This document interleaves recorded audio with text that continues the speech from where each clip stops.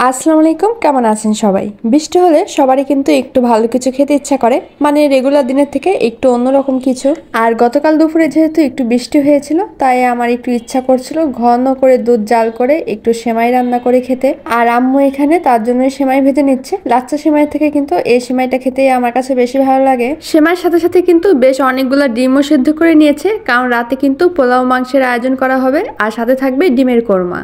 ডিমের কোরমাটা অবশ্য আমি আমার স্পেশাল রেসিপিতে রান্না করব, অবশ্যই রেসিপিটা আপনাদের সাথে শেয়ার করব। তো আজকে খুব বেশি একটা সেমাই রান্না করব না, অল্প করেই রান্না করব। তো এখানে নিয়ে নিলাম লিকুইড দুধ, আর এখন লিকুইড দুধের ভিতরে বেশি করে একটু গুঁড়া দুধ দিয়ে দিব।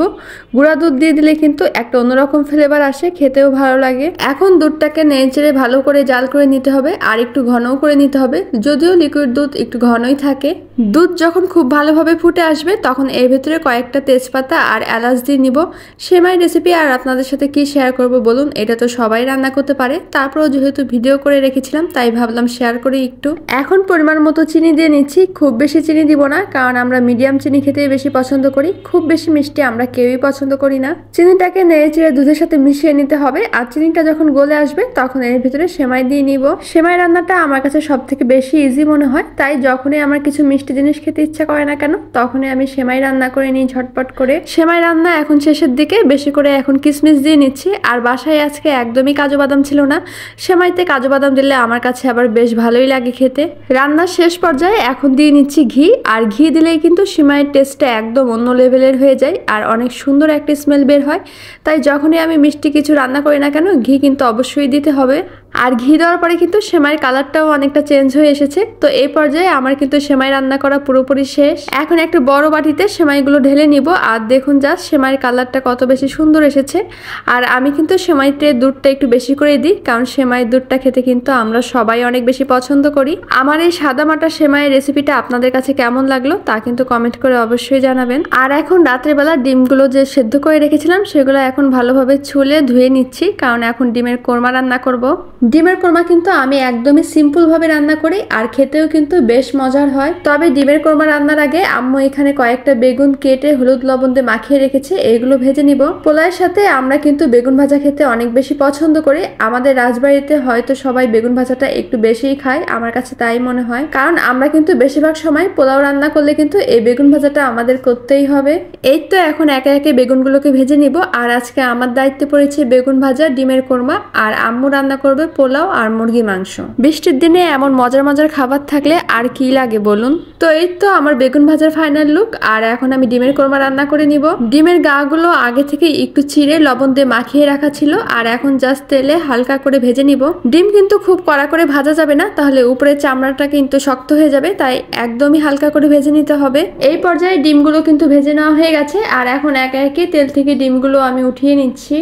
এখন সেই একই তেলে আমি কিছু গরম মশলা দিয়ে নিচ্ছি, আর তারপরে দিয়ে নিব পেঁয়াজ কুচি। এখানে কিন্তু পেঁয়াজ কুচির বদলে পেঁয়াজ ব্লেন্ডার করেও দেওয়া যায়। পেঁয়াজগুলো লাল লাল করে ভেজে নিব, আর তারপরে দিয়ে নিব হাফ চা চামচ করে আদা বাটা আর রসুন বাটা। ডিমের কোরমাতে কিন্তু খুবই কম মশলা ব্যবহার করতে হয়। মশলাগুলো ভালোভাবে ভেজে নেওয়া হয়ে গেলে আগে থেকে কয়েকটা কাঁচামরিচ আর কিশমিশ ব্লেন্ড করে রাখা হয়েছিল, সেগুলো এখন এর ভেতর দিয়ে ভালোভাবে কষিয়ে নিব। এখন দিয়ে নিব অল্প করে মরিচের গুঁড়া, জিরে গুঁড়া আর ধনিয়া গুঁড়া, সবকিছুই কিন্তু একদমই অল্প করে দিয়েছি। আর এখন এগুলো খুব ভালোভাবে কষিয়ে নিতে হবে। ভালোভাবে কষিয়ে নেওয়া হয়ে গেলে এখন এর ভিতরে দিয়ে নিলাম 1 কাপ পরিমাণে লিকুইড দুধ। ব্যাস, আমার কিন্তু সব ধরনের মশলা দেওয়া হয়ে গেছে। এখন দুধটাকে ভালোভাবে জাল করে ফুটিয়ে নিতে হবে। এরপর এর ভিতরে একে একে ডিমগুলো দিয়ে নিব। কি মনে হচ্ছে খুব সহজ না? আসলেই অনেক সহজ। ডিমের কোরমা রান্না করা কিন্তু অনেক বেশি সহজ। আমি যখন ডিমের কোরমা রান্না করতে পারতাম না, তখন আমি ভাবতাম হয়তো অনেক বেশি কঠিন। তবে না, ডিমের কোরমা রান্না করা কিন্তু একদমই সহজ। এরই ভিতরে কিন্তু আমি ডিমের ভিতরে অল্প করে লবণ দিয়ে নিয়েছি, আর এখন হালকা একটু নেড়েচেড়ে জাল করে নিলেই কিন্তু হয়ে যাবে আমাদের ডিমের কোরমা। সবশেষে আমি এর ভিতরে কয়েকটা আস্ত কাঁচামরিচ দিয়ে নিয়েছি, আর এটা কিন্তু পুরোপুরি অপশনাল। আর এখন 1 মিনিটের মতো জাল করে নিলেই কিন্তু আমাদের ডিমের কোরমা রেডি। বাটিতে ঢেলে উপর থেকে কিছুটা পেঁয়াজের বেরেস্তা দিয়ে ডিমের ডিমের কোরমাটা ডেকোরেশন করে নিচ্ছি। আর এই তো আমার ডিমের কোরমার ফাইনাল লুক। কেমন হয়েছে দেখতে তা কিন্তু অবশ্যই কমেন্ট করে জানাবেন। আমার কাছে তো দেখে খুবই লোভনীয় লাগছে আর খেতেও কিন্তু অনেক বেশি মজা হয়েছিল।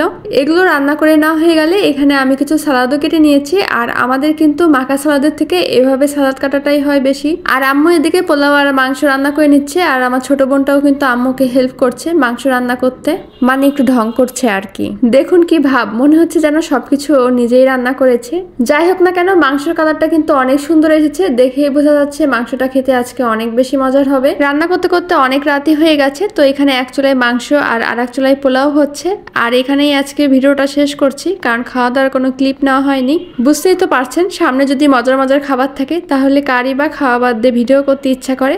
যাই হোক, আজকে তবে এখানেই বিদায় নিয়ে নিচ্ছি। সবাই ভালো থাকবেন, সুস্থ থাকবেন এবং আমাদের জন্য দোয়া করবেন। আল্লাহ হাফেজ, আসসালামু আলাইকুম।